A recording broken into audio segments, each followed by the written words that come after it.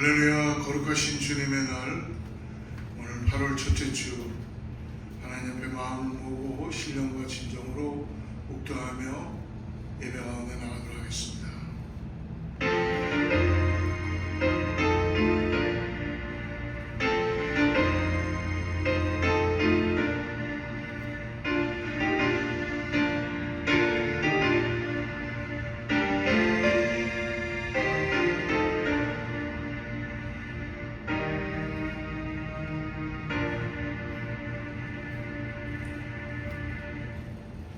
너희 모든 나라들아 여호와를 찬양하며 너희 모든 백성들아 그를 찬송할지어다. 우리에게 하신 여호와의 인자하심이 크시고 여호와의 진실하심이 영원함이로다. 할렐루야. 아버지 하나님, 오늘도 우리를 위하여서 이 땅에 하나님의 은혜를 내려주시고 오늘 주님 앞에 나와 경배와 찬양을 예배를 드리게 하심을 감사합니다. 오늘 우리를 구원하신 것에 감사하여서 하나님 있는 곳에서 영상으로나마 우리가 예배합니다. 성령을 임재하여 주시고 거룩한 예배를 주님께서 함양하여 주시옵소서. 아버지 하나님, 시종일관 주님께서 주관하여 주셔서 하나님의 살아있는 예배, 온전한 예배, 생명 있는 예배 되게 하여 주시옵소서. 감사하며 거룩하신 예수님의 이름으로 간절히 기도드리옵나이다.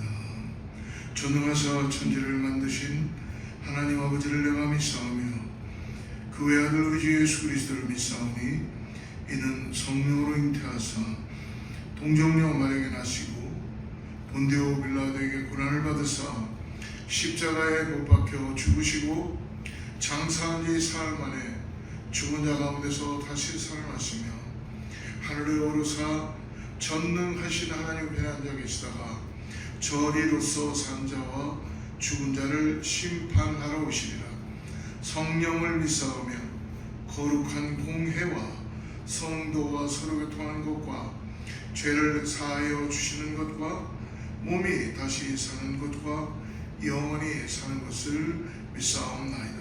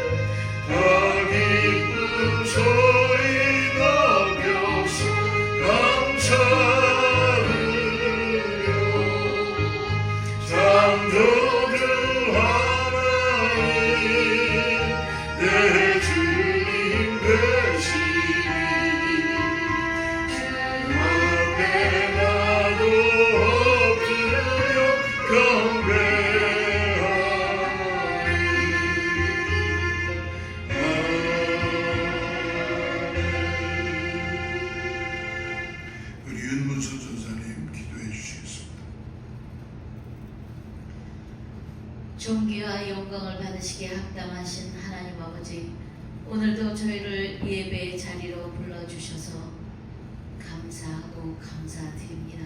거룩한 주일을 맞아 주님께 예배드리며 찬양과 경배를 올려드립니다.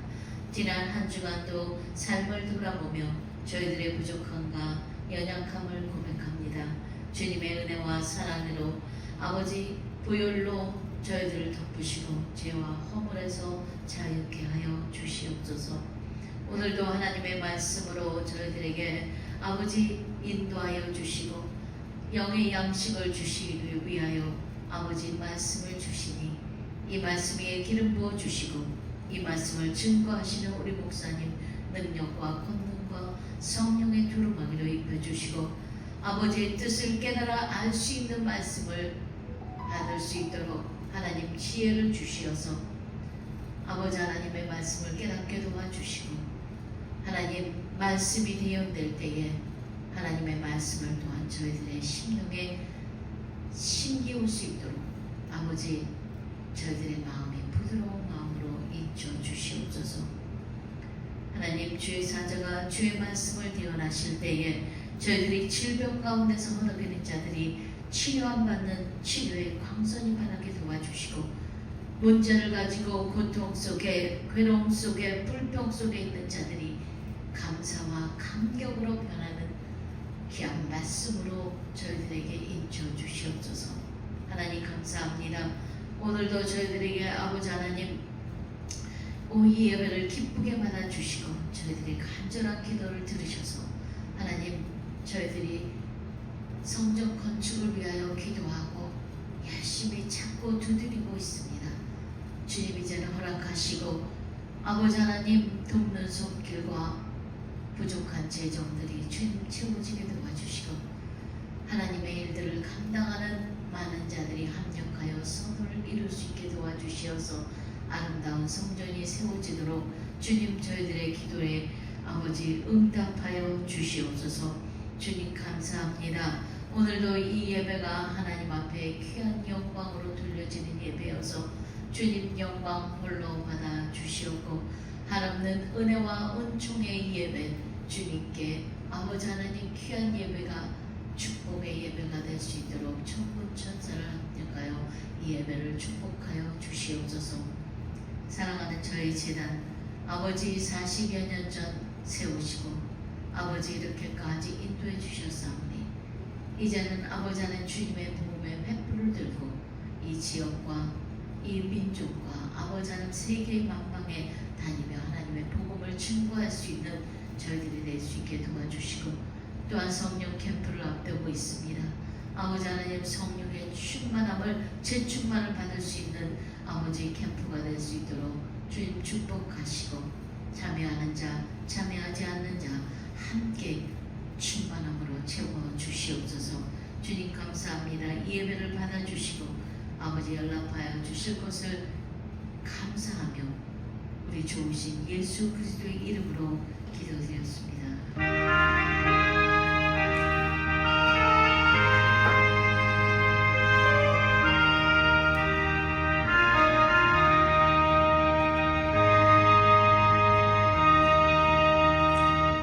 할렐루야. 이번 주는 하나님께서 우리에게 8월 첫째 주가 시작되었습니다. 사랑하는 성도님들 계신 곳에서 주님의 평강 가운데 은혜 가운데 있길 축복합니다. 우리 하나님의 평강으로 샬롬으로 인사하겠습니다. 샬롬. 예, 하나님이 오늘 여러분의 가정과 여러분의 삶 가운데 함께할 줄을 믿습니다. 하나님의 말씀을 가까이 하시고요. 우리가 오늘 예배는 성찬 예배로 함께 드립니다. 계신 곳에서 여러분 예수님의 십자가의 은혜를 묵상하시는 귀한 예배 되기를 축복합니다. 성전을 위해 계속 기도합니다. 성전 건축이 하나님의 시간에 하나님의 때에 이루어지게 될 줄 믿습니다. 새벽 기도와 수요 팔복 산상수훈 강해 시리즈 새벽 기도는 이제 요한계시록을 다 보진 못했지만 그래도 잠깐 보고 다음 주부터는 스가랴 구약의 말씀으로 함께 나눕니다. 여러분 꼭 웹사이트나 또 유튜브를 통해서 하나님 말씀을 매일매일 여러분 같이 묵상하는 시간 되기를 간절히 바랍니다. 다른 광고 참고해 주시고요. 오늘 하나님 준비해 주신 말씀 같이 보겠습니다. 요한복음 1절부터 4절인데요. 우리 같이 말씀을 합독하겠습니다. 태초에 말씀이 계시니라. 이 말씀이 하나님과 함께 계셨으니 이 말씀은 곧 하나님이시니라. 그가 태초에 하나님과 함께 계셨고 만물이 그로 말미암아 지은 바 되었으니 지은 것이 하나도 그가 없이는 된 것이 없느니라. 그 안에 생명이 있었으니 이 생명은 사람들의 빛이라. 오늘 말씀과 생명이 되신 예수 그리스도에 대해서 함께 요한복음의 말씀을 통하여 예수님이 과연 나의 구원자이신데 우리가 예수님을 정말 잘 알아야지만이 이 땅을 살아가는데 승리의 삶을 살게 될 줄 믿습니다. 사복음서 중에서 요한복음, 특별히 요한복음은 다른 공관복음 3개의 복음서와 다른 관점으로 기록되었어요. 제일 먼저 기록된 복음서가 마가복음이죠.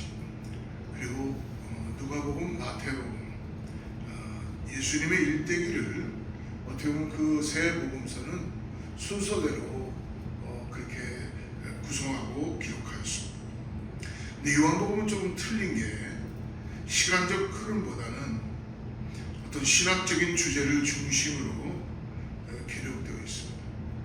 특별히 배경을 가지고 있는 이 팔레스타인, 특히 헬라 문화권을 대상으로 이 요한복음은 생명 되신 예수 그리스도에 대한 그 예수 그리스도가 누구이신가에 대해서 중점적으로 밝혀주고 있습니다.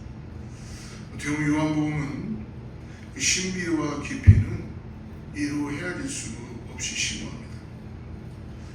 요한복음은 어떻게 보면 1세기 팔레스타인의 배경을 두고 있다고 하지만 그것 이상으로 전 우주적인 하나님의 말씀이 배경이 됩니다.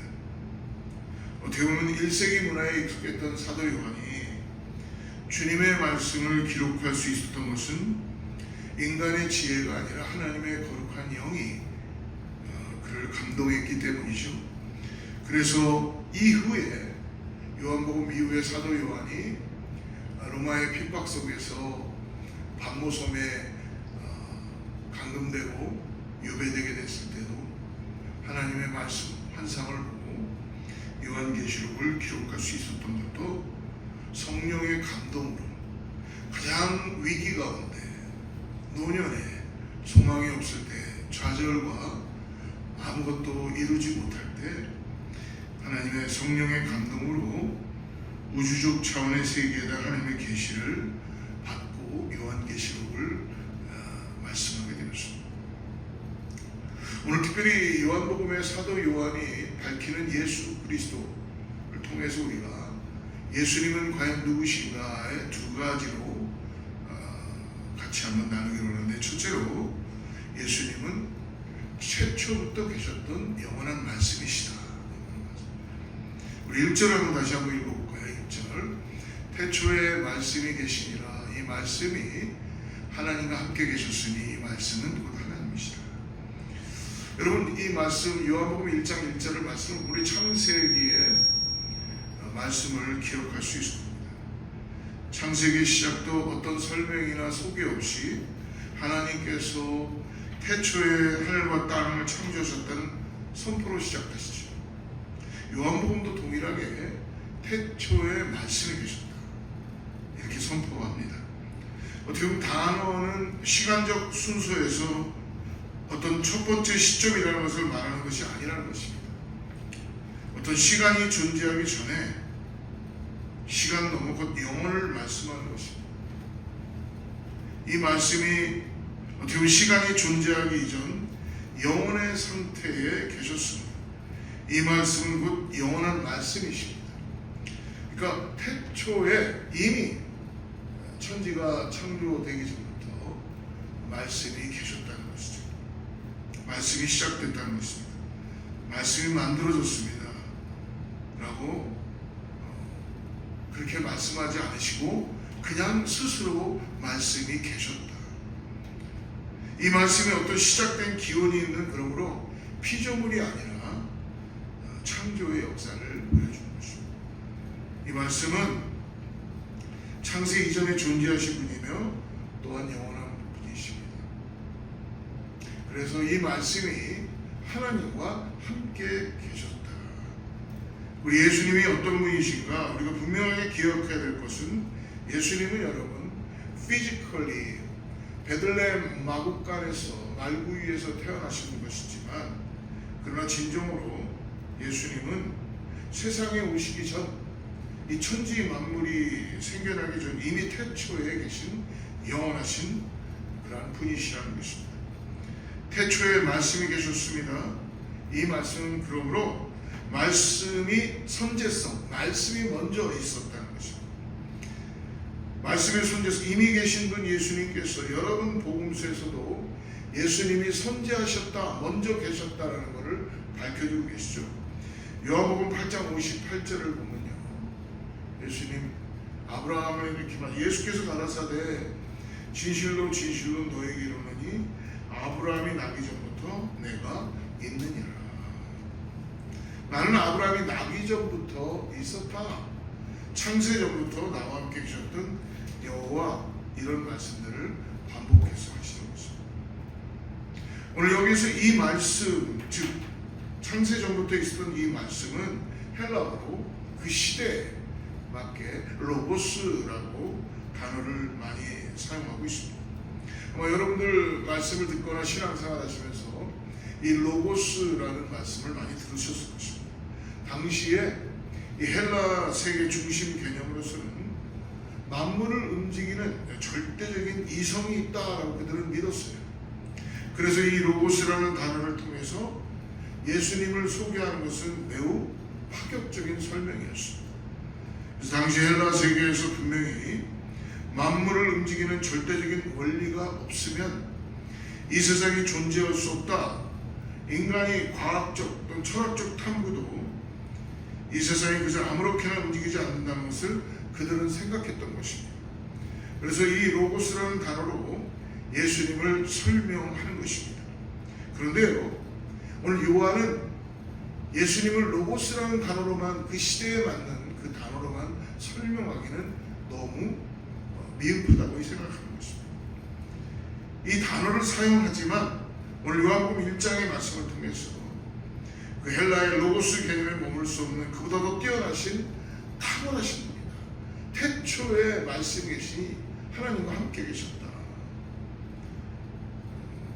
오늘 요한이 이 말씀을 통해서 우리에게 가르쳐 주시고 있는 것은, 그 말씀은 하나님과 함께 계셨고 인격적으로 자신을 나타내시며 임재하신 하나님이심을 설명합니다. 그러니까 피조물로서 말씀으로 임하신 것이 아니라 이미 하나님과 함께 이 땅의 태초부터 함께 하셨다는 것입니다.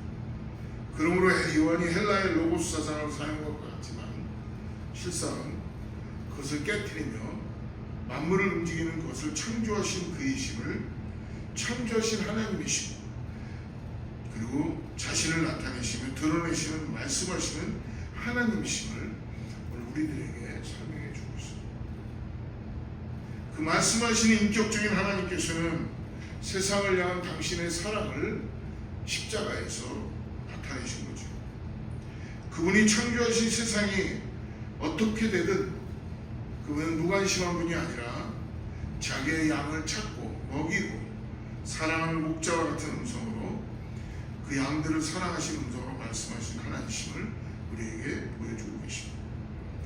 그래서 하나님께서는 그 아들을 통해 말씀하셨기에 그 아들을 말씀으로 표현한 것은 너무나 위대한 하나님의 그러한 놀라운 계획이십니다. 우리가 복음서에 나타난 예수님의 말씀에 귀를 기울일 때 우리를 사랑하신 하나님의 음성에 우리가 귀를 기울이시기를 바랍니다. 복음서에 나타난 예수님의 말씀은 그저 여러분 문자가 아니라는 것입니다. 그 말씀은 살아계신 하나님의 음성인 것입니다. 그 말씀을 문자 그대로 믿고 따라오면 놀라운 하나님의 능력을 체험할 수 있을 것입니다. 바로 이 말씀은 오늘 말씀이시죠. 태초의 말씀이 이 말씀이 하나님과 함께 계셨습니다. 이 말씀은 곧 하나님이시다. 이 함께라는 단어가 메타라는 헬라로 메타라는 단어입니다. 이 메타라는 것은 무엇을 따라서 그리고 서로가 친밀한 관계다라는 뜻이에요. 근데 오늘 더 이 말씀을 발전시켜서 무엇을 향하여 강렬한 관심을 가지고 향해 있다. 즉 그 말씀이 하나님과 함께 계시다. 그래서 하나님께서 한 인격 이상으로, 즉 하나님께서 한 인격 이상으로 이루어지신 것을 말씀해 주십니다. 그 하나님의 아들이 서로 친밀한 관계를 맺으며 영원부터 존재하셨다는, 즉 뭐예요? 삼위일체 위격을 우리들에게 설명하고 계신 것입니다. 바로 그 말씀은 하나님이십니다. 이 말씀은 그 말씀의 위격을 설명하며 예수님이 삼위일체 하나님의 한 분이심을 우리에게 말씀해 주시고 있습니다. 그 아버지께서 그 아들 안에 계시며 아들이 아버지 안에 계시는 임재하시는 분으로 아버지와 동등하신 분임을 우리에게 밝혀주고 있습니다. 그 말씀하신 예수님은, 말씀이신 예수님은 우리 2절 말씀을 보십시오. 2절에서 이렇게 말씀하시죠. 그가 태초에 하나님과 함께 계셨다. 그리고 3절에는 이렇게 말씀합니다. 만물이 그로 말미암아 지은 바 되었다. 그 말씀하신 예수님, 그분이, 말씀이신 그분이, 예수님은 만물을 창조하신 분이라는 것입니다. 만물이 그로 말미암아 지은 바 되었으니 지은 것이 하나도 그거 없이는 된 것이 없느니라. 하늘과 땅에 존재하는 모든 것이 말씀이신 예수님을 통해 존재하게 되었다는 겁니다. 그 말씀이 피조 세계를 향해 오신 것이 아니라 피조 세계가 그 말씀을 통해 존재하게 되었다는 겁니다. 요한복음 1장에 나오는 이 태초라는 단어는 창세기 1장에도 나옵니다. 그래서 어떤 분은 창세기의 태초가 먼저냐, 요한복음의 태초가 먼저냐를 가지고 신학적인 디베이트를 많이 합니다. 여러분, 그런 논쟁은 신학자들에게 맡겨놓고 왜 요한복음이 이 창세기에 나오는 태초를 함께 창조의 이야기를 가지고 오는가? 그것은 창세기의 태초는 옛 창조의 이야기라는 것입니다. 그럼 요한복음의 태초는 무엇입니까? 새 창조의 이야기. 그것을 우리에게 오늘 전해주고 있습니다. 두 창조 모두 하나님의 말씀에 의한 것입니다. 이 태초는 단어를 통해 예수님께서 옛 창조와 새 창조 모두의 주인공이신 우리에게 지금 설명하고 계신 것이죠. 특별히 창세기 1장과 2장에 나오는 태초의 창조가 있습니다. 그리고 새 창조가 요한계시록 21장과 22장에 새하늘과 새 땅, 이 새 창조가 나옵니다. 그 사이에 창세기 3장부터 20장까지는 인간의 타락의 역사를 말씀하고 있습니다. 그 타락한 인류를 구원하시는 하나님의 구원의 역사를 담고 있죠. 그 모든 과정의 주인공이 바로 오늘 예수님이시라는 것입니다. 예수님을 소개하면서 창세기에 태초의 말씀으로 모든 것을 창조하신 그 창조주를 오늘 배역한 말씀에 불순종한 타락한 인간들을 말씀이신 예수님께서 육신이 되셔서 피조 세계에 오심으로 새 창조의 역사를 이루신다는 것입니다. 하나님께서 창조하신 세상을 하나님은 새 창조로 온전히 구속하시는 분임을 오늘 우리들에게 말씀해 주시고 있어요. 그것을 이루기 위해서 오신 분이 바로 어린 양 예수 그리스도이시라는 것입니다. 그분은 영원하신 하나님이십니다. 그리고 만물의 창조주이십니다. 그리고 태초부터 말씀으로 하나님과 함께 계신 분이십니다. 만물을 구속하시기 위해서 오신 하나님의 어린 양이, 우리의 영원하신 어린 양이 되신 예수님을 오늘 우리가 함께 찬양하며 그분을 믿음으로 바라보고 나아가시기를 축복합니다. 더 나아가서 오늘 또 우리가 읽었던 요한복음 1장에서 말씀이신 예수님이 육신의 모습으로 우리 가운데 오셨다라고 또 본문은 나중에 뒤로 가는 밝혀주고 있어요. 우리 사도 요한의 14절 봅시다. 1장 14절 말씀을 한번 보십시오. 말씀이 육신이 되어 우리 가운데 거하시매 우리가 그의 영광을 보니 아버지의 독생자의 영광이요 은혜와 진리가 충만하다. 말씀이신 예수님께서 오늘 우리 가운데 뭐로 오셨다고요? 육신으로 오셨다고 했습니다. 예수님이 말씀이라는 사실은 지금 뭐예요? 예수님이 우상이 아니라는 거예요. 여러분, 우상은 아무 말을 할 수 못하죠. 인격이 없습니다. 움직이지도 못합니다. 그런 존재가 아니라 말씀이 육신으로 우리 가운데 오신 예수님은 살아계셔서 우리에게 말씀하시고 우리를 구원하시는 하나님이라는 것을 말씀해 주시는 것입니다. 하나님 예수님께서는 말씀으로 우리를 가르쳐 주십니다. 그리고 그 말씀으로 죽은 사람도 살리시고 그리고 말씀으로 많은 기적을 베푸십니다. 그래서 우리는 성경 말씀을 통해서 예수님을 깨달을 수 있고 하나님을 알 수 있고 이 말씀이신 예수님을 통해서 육신이 되어 우리 가운데 오신 이 말씀이 거함으로 인하여서 구원함으로 인하여서 예수님을 통해서 우리 하나님께 나아갈 수 있는 하나님께 기도할 수 있다는 것입니다. 그러므로 오늘 계속적으로 말씀에서 요한복음 1장에서 보여주는 예수님의 두 번째 모습은 예수님은 영원한 생명이셨다는 것입니다. 영원한 생명. 어린 양 예수 그리스도를 요한은 오늘 생명으로 표현합니다. 예수님 안에 생명이 있고 그 생명이 사람들의 빛이 되었다라고 하죠. 어둠이 물러가고 예수님이 생명이 되심으로 인하여서 죄악된 모든 어둠이 물러가고 빛으로 드러나게 됐다는 것이죠. 우리 4절 말씀 같이 한번 읽어봅시다. 그 안에 생명이 있었으니 이 생명은 사람들의 빛이다. 영원한 말씀이신 예수님은 또한 뭐라고요? 영원한 생명이시다. 예수님 안에 영원한 생명이 있고 그 생명이 사람들의 빛이 되었다라고 말씀합니다. 예수님 안에 영원한 생명이 있기 때문에 예수님을 통해서 우리는 영원한 생명을 소유할 수 있습니다. 예수님께서 만물을 창조하시고 그 물에 생명을 불어넣으신 것처럼 예수님께서 우리들에게 생명을 불어넣어 주십니다.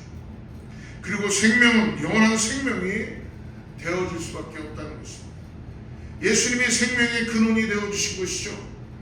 어떻게 비유해 본다면 이렇게 비유해 본다면 우리는 예수님 믿는다는 것은 그 예수님이 갖고 있는 그 생명을 말할 수 있을 것입니다. 그래서 누구든지 예수님의 이름을 부르는 자는 구원을 얻는다라고 말씀하고 있는 거예요. 예수님이 이 땅에 오셔서 하셨던 일들 가운데 우리가 복음서를 보면 얼마나 많은 일들, 죽음 가운데 생명의 역사를 예수님 갖게 해주셨나요? 특별히 많은 환자들을 고쳐주셨죠. 심지어 예수님은 죽은 자도 살리셨습니다. 나인성 과부의 그 아들이 죽은 그 슬픔에 장례 행렬이 지나갈 때 이미 죽었어요. 근데 예수님께서는 나인성 과부의 아들을 살려주십니다. 예수님이 사랑하시던 친구 나사로 죽은 지 사흘이나 되어서 그 시체의 냄새가 나는 그 무덤 앞에서 서서 나사로야 나오너라 라고 나사로를 살려주십니다. 말씀으로 살려주셨죠. 또 사랑하는 딸이 죽어 슬픔에 잠겼던 회당장 야이로의 딸 찾아가셔서 그 야이로의 딸을 살려주시죠. 예수님께서는 말씀으로 죽은 자를 살릴 수 있는 것은 그분이 영원한 생명이시기 때문에 그렇다는 것입니다.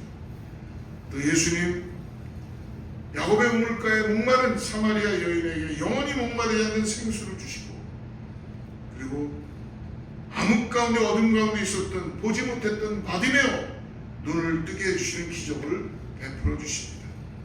또 12년 동안 혈기병이라고 하는 참 수치스럽고 고통스러운 질병에 사로잡혔던 그 여인이 믿음으로 주의 옷자락만을 만졌을 때도 주님께서 그 여인을 묶여있던 모든 죄의 속박에서 혈류의 근원을 끊어주시고 또 38년이나 병으로 심하던 베데스다 연못가에 날 때부터 누워있었던 간증이, 아무 소망 없이 희망 없이 누워있었던 병자를 예수님 그 죄를 사해 주시며 일으켜 주십니다. 사랑하는 성도 여러분, 예수님 안에 영원한 생명이 있기 때문에 예수님은 죽은 자도 살리시고, 그리고 병으로 신음하는 자도 고쳐주시고, 그리고 혈류에 매여있는 여인의 그 근원도 끊어주시고, 보지 못한 어둠에 갇혀있는 바디의 눈도 뜨게 해주신 것입니다. 상처받고 질병으로 고생하는 사람들을 예수님은 치유해 주시고, 그리고 많은 것을 잃은 것 같았던, 많은 재산도 소유했지만 그러나 가장 외로움 속에 있었던 이 여리고의 니고데모도 찾아가 주시고, 그에게 예수님 새 생명, 본오게 날 수 있는 거듭나는 새 생명을 허락해 주시지 않습니까? 사랑하는 성도 여러분, 우리가 예수님을 믿는다는 것은 예수님 안에 있는 영원한 생명을 우리가 가진 것뿐만이 아니라 주님에게 접붙이는 그런 놀라운 은혜 가운데 있다는 것입니다. 다시 말하면 내가 능력이 있어서, 내가 힘이 있어서, 내가 해야 할 수 있어서가 아니라 지금도 영원한 생명이신 예수님께 붙어만 있기만 해도, 접붙여 있기만 해도 주님이 갖는 그 영원한 생명이 우리들에게 흘러넘침으로 인하여서 우리는 새롭게 변화될 수 있다는 것입니다. 예수님이 영원한 생명을 주시기 때문에 누구든지 예수님의 이름을 부르는 자마다 구원을 얻을 수 있는 영생을 소유할 수 있다고 예수님 말씀해 주십니다. 더 나아가 우리는 예수님을 통해서 하나님의 자녀가 되는 권세를 주셨고, 그리고 하나님의 능력 가운데 구원함을 이루게 된다는 것입니다. 그래서 요한복음 1장 12절에 이렇게 말씀하시죠. 영접하는 자, 곧 그 이름을 믿는 자들에게는 하나님의 자녀가 되는 권세를 주셨다. 예수님을 영접하는 사람들마다 하나님의 자녀가 되는 권세를 주셨다는 거예요. 예수님 안에 영원한 생명이 있고 그분에게 접붙임 바 되는 권세를 주셨다고 요한은 기록하고 있습니다. 그래서 우리는 주님을 믿고, 그리고 매일매일마다 주님을 따라가는 영접의 삶을 살아가야 될 줄을 믿습니다. 그리고 예수님께 내가 잘 붙어있는가를 항상 확인하고 믿음으로 나아가야 될 줄 믿습니다. 오늘 열매가 맺혀 있게 되는 것 너무나 중요합니다. 오늘 예수님을 영접하고 예수님을 나의 구세주로 고백하는 것은 여러분 인간적인 노력으로 되어지는 것이 아닙니다. 내가 이해해서 믿어지는 것이 아니라, 내가 깨달아져서 아는 것이 아니라, 내 어떤 인간적인 힘으로 예수님을 영접하는 것이 아니라, 오늘 뭐예요? 성령님께서 나를 도와주셔야지 된다는 것입니다. 성령님이 함께하지 않고서는 그 누구도 하나님을 아버지라고 고백할 수 없습니다. 성령님께서 우리의 닫힌 마음의 문을 열어주셔야 됩니다. 우리가 보지 못하는 눈을 뜨게 해주셔야 됩니다. 성령님께서 듣지 못하는 귀가 열려지게 해주셔야 합니다. 그래서 우리가 성령을 간절히 사모하며 갈급한 심령 가운데 구하며, 성령의 내 닫힌 마음의 문을 여셔서 보지 못하는 내 눈이 열려지게 하시고 듣지 못하는 내 귀가 듣게 하여 주시옵소서라고 우리가 간절히 기도해야 될 줄 믿습니다. 사랑하는 여러분, 생명의 특징은 무엇입니까? 생명의 특징은 자라게 되어 있다는 것이죠. 자라게 되어 있다는 것입니다. 성장하고 자라고 열매 맺고 그러므로 변화를 일으키게 된다는 것입니다. 요즘 우리 교회에 많은 권사님들이 또 집사님들이 이제 손주들을 많이 몇몇 손주들을 보게 되었어요. 어린 생명들이 태어났습니다. 근데 난 지 얼마 안 됐죠. 그런데 시간이 조금 지나면 아마 이제는 자기가 옹알옹알 거리다가 이제 뒤집기를 시작하게 될 거예요. 그 뒤집기하는 시간이 지나다 보면 이제 좀 앞으로 조금씩 자라게 되고, 그리고 결국 무엇인가를 붙잡고 또 일어나려고 하고, 그리고 말도 어눌하지만 옹알옹알되는 그런 변화가 일어날 것입니다. 사랑하는 여러분, 생명은 자라게 되어 있습니다. 성장하게 되어 있습니다. 그리고 변하게 되어 있습니다. 변하고 더 나아가서 생명의 열매를 맺게 되어 있다는 것입니다. 우리가 예수님을 믿고 그리고 예수님을 영접하고 예수님의 그 영원한 생명을 내가 소유하면 우리도 변화되는 거예요. 우리도 자라야 되는 거예요. 성장해야 되는 거예요. 열매를 맺어야 되는 거예요. 사랑하는 성도 여러분, 예수님을 믿고 내가 진정으로 예수님이 나의 구원자가 되시고 태초에 천지를 창조하시고 말씀이 육신에서 우리 가운데 오신 예수님이 나의 생명이 되신다는 분명한 믿음을 가지고 구원받은 하나님의 자녀들은 그 생명이 우리 안에 있을 때 우리는 자라나게 되어 있다는 것입니다. 열매를 맺게 되어 있다는 것입니다. 그러므로 만약 나에게 오늘 성령의 열매가 맺히지 않는다면 내 자신을 다시 한번 주님과의 관계 속에서 다시 돌아봐야 된다는 것입니다. 내 신앙이 자라지 않는다면 여러분, 나를 돌아봐야 됩니다. 너무너무나 중요한 것입니다. 내가 변화되어야 됩니다. 변화되지 않는다면 우리는 우리 자신들을 돌아보며 다시 한번 생명 되시는 예수님께 접붙임을 받아서 오늘 그분의 생명을 가지고 이 땅에서 빛으로 자라나며 드러나야 될 줄을 믿습니다. 그러므로 우리 다같이 성령님, 내 마음을 열어주시옵소서. 성령님, 내 눈을 열어주옵소서. 성령님, 내 길을 열어주시고 내 길을 인도하여 주시옵소서. 내가 주의 생명 안에서 되어서 주님과 함께 자라나기를 원합니다. 변화되기를 원합니다. 그런 소망이 우리 가운데 나타나야 된다는 것입니다. 계속해서 오늘 말씀 보니까 예수님은 오늘 4절 말씀을 다시 한번 보십시오. 그 안에 생명이 있었으니 이 생명은 사람들의 빛이라. 예수님은 어둠을 쫓아내는 빛으로 오셨다는 것입니다. 예수님은 사람들의 빛이 되셨어요. 예수 그리스도를 나의 구세주로 영접하고 예수님이 나의 생명이신다라는 고백하는 모든 자들에게는 예수님의 빛이 되셨어요. 우리 안에 거하심으로 빛으로 드러나게 된다는 것입니다. 사랑하는 여러분, 어둠은 빛을 이기지 못합니다. 그러나 사람들은 어둠을 좋아합니다. 여러분, 세상의 모든 악한 일은 어두운 곳에서 일어난다는 것입니다.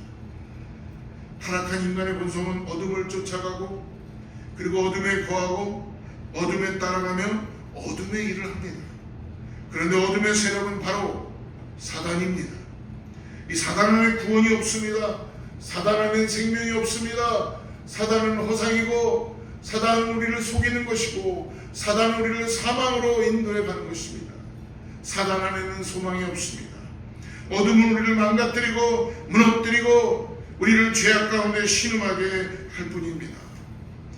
그러므로 사도 바울이 갈라디아 말씀에서 이렇게 말씀하시죠. 육체의 일은 분명하니 곧 음행과 더러운 것과 호색과 우상 숭배와 주술과 원수 맺는 것과 분쟁과 시기와 분냄과 당짓는 것과 분열함과 이단과 투기와 술취함과 방탕함과 또 그와 같은 것들이라. 전에 너에게 경계한 것 같이 경계하노니 이런 일을 하는 자들은 하나님의 나라를 유업으로 받지 못할 것이다.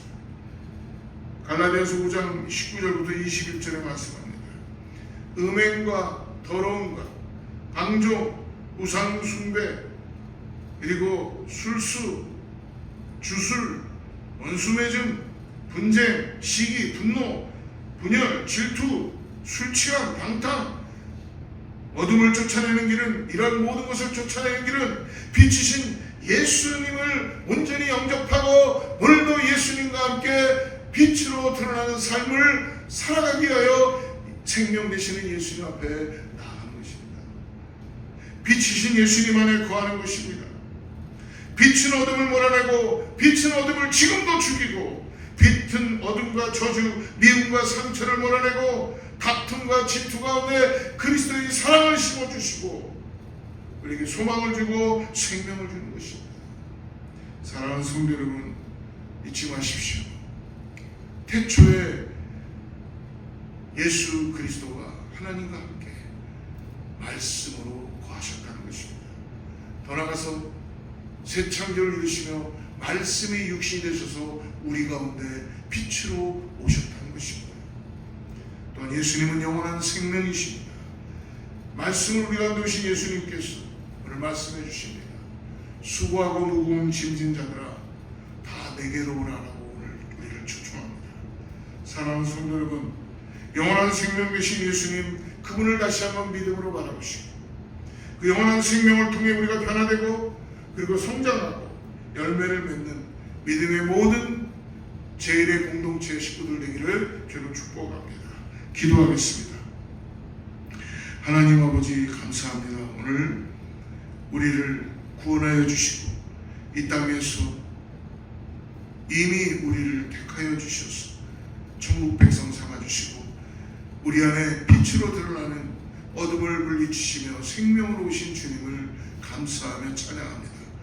예수님, 오늘 다시 한번 믿음으로 고백합니다. 내가 주님께 간절히 구하는 것은 나를 변화시켜 주시고 내 안에 믿음의 성장을 갖게 하여 주셔서 이 땅을 살아가는데